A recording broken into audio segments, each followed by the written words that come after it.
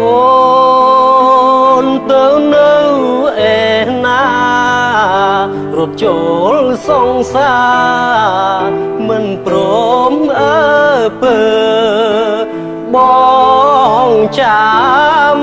lớn lưng y lưng để chụp mơ mơ ôi kê trong ong này đã thốt mơ khní biết bát bung nghi có yếm đong hong lệnh bong khmiên nước bút bón cờ chọn tam rốt cục trọn nơi tay mình ban chụp sợi nhớ tức phân ếch tam mệt ruộng nước pê thật đam mệt ôi mơ cho này ôn đồ lấy tu sắp đai cơn ấy tàu thay bàn kịch pi bò lệch tiếng đá xón ya ôn thlo bia cha tha nướcแต่bong slap cô mình chưa ôn khắp bát bong đừng ọt lòng bong còn cùng hô từng bên cry pi ôn mình cho pro pon su smang slap khluôn tam rô ôn đau chân mệt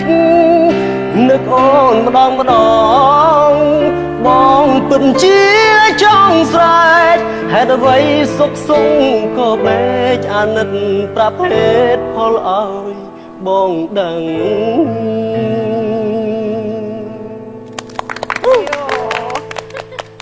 xong cả đây là lư tí cần phía bất chi mình thò mà đã mền xăm chia bay cái chân bò Cambodian Idol bắt ai ôn vô mà chiêng mạnh nắng cứ chỉ bọt mũi để rập tục tha đập tới đôi chỉ nghỉ chiêng con táp để chiêng cứ của bà đại xã ấy dân trao pra đằng ham ven ọp cho môi nâng sầm lên bao dương là hồn hay chip sẽ cứ ở sầm lên đợi nắng cứ mền che tật phơi tao bự hết nè bà sầm đẹp phía cứ nè trong ngày ní cứ chùm nạch lọ tràn chừng chùm nạch khoa hạt cô ấy cọt sầm quả bà thiệt ngày đấy hiện là rong tha bỏ ra cho mình bọt đại bị bạn đang chiêng tiếng sil này ca chiêng của đôi chị sầm lên đợt đến còn mình tay ốn bỏ ra đòi đôi mình thọ đòi prăng á đòi thò mà đa đòi sầm lên đòi đồn luôn vì thò mà chị bọt ốn mốc chiêng ngày ní ban lọ mình tên sầm rạp Cambodian Idolในក្នុងថ្ងៃនេះភាពខ្វះខាតរបស់ភាតិចមែនតើអញ្ចឹងបងសង្ឃឹមថាបងទាំងអស់គ្នាគាត់នឹងផ្ដល់នៅយោបល់ល្អៗផ្សេងៗមួយនឹងទៀតដល់ភាបាទសូមជើញបងម្ចាស់បត់សភាធ្វើបានល្អទាំងអឿនកលុកកលាក់និងភាពទំអូយទំអែនិងមានទឹកដមនៅក្នុងអត្ថន័យហ្នឹងអញ្ចឹងតិចតួចមានក៏ប៉ុន្តែក៏វាមិនជារឿងមួយធំសម្រាប់សភាដែរបាទបងហើយសង្ឃឹមថាមានការព្យាយាមបន្តទៀតដើម្បីទទួលនៅជ័យលាភីមួយសម្រាប់ខ្លួនឯងដែលខ្លួនឯងចង់ទទួលបានបាទបងហើយសុំសួរមួយចេះគូររូបអត់ចេះបងអញ្ចឹងចេះផ្នែកចម្លាក់ហ្នឹងហើយចេះគូររូបទៀតចម្លាក់បងនៅអត់ទាន់ចេះសពទេបងបើគំនូបងអាចបានគំនូខ្លាំងជាងអញ្ចឹងអូនគូគំនូជាពុទ្ធប្រវត្តិឬមួយក៏អាចជាគូគំនូទូទៅបានពុទ្ធប្រវត្តិហ្មងដឹងពិតផ្នែកគំនូក៏ដូចជាចម្លាក់ដែលបងអូនបានធ្វើសប្តាហ៍ថ្ងៃហ្នឹងក៏ជាផ្នែកសិល្បៈមួយមុខដែរដូច្នេះដូចថាមិនឃ្លាតឆ្ងាយពីសិល្បៈផ្នែកចម្រៀងទេហើយឥឡូវហ្នឹងបងអូនមាននិស្ស័យចម្រៀងទៀតហើយបងអូនបកស្រាយចម្រៀងបានល្អនៅក្នុងបទចម្រៀងបទមិញអញ្ចឹងបកត្រឡប់មកវិញរឿងបទចម្រៀងមិញណាអញ្ចឹងចំណុចខ្វះខាតបន្តិចបន្តួចទៅលើពាក់ព័ន្ធទៅលើបច្ចេកទេសច្រៀងឯងបន្តិចបន្តួចប៉ុន្តែ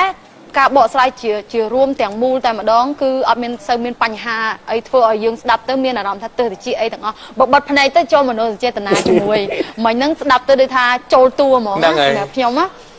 ឡូវចេះអូនបងចង់ដឹងថា មានដោយជារូបគំនូឬក៏ស្នាដៃអីមួយមកតាមខ្លួននេះដើម្បីឲ្យពួកបងបានឃើញ បានមានបងមាន មានអូចឹងសុំមើល ឥឡូវនៅណាសុំ នៅ វិហារ នៅក្រៅ អូខេឥឡូវចង់ឃើញស្នាដៃបងអូន បាទ អរគុណ បាទ អូ ណ៎បងរាជអើយ អូ នោះ អូ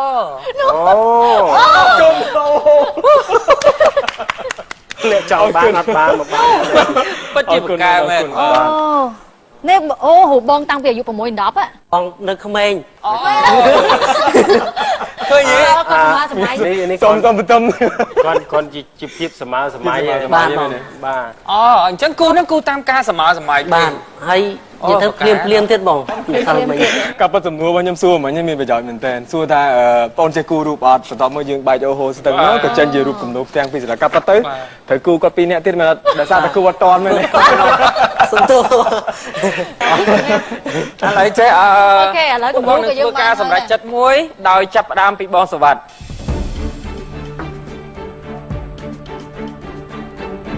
Yes រាជ ខ្ញុំមក បាទ Yes Yes កញ្ញាអេឈប់គេអត់គូឲ្យក៏ដែរ អត់អីទេ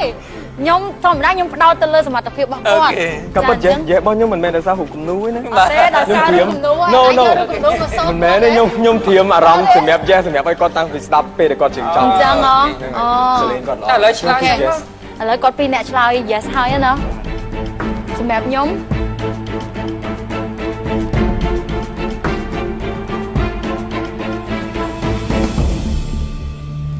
Cambodian Idol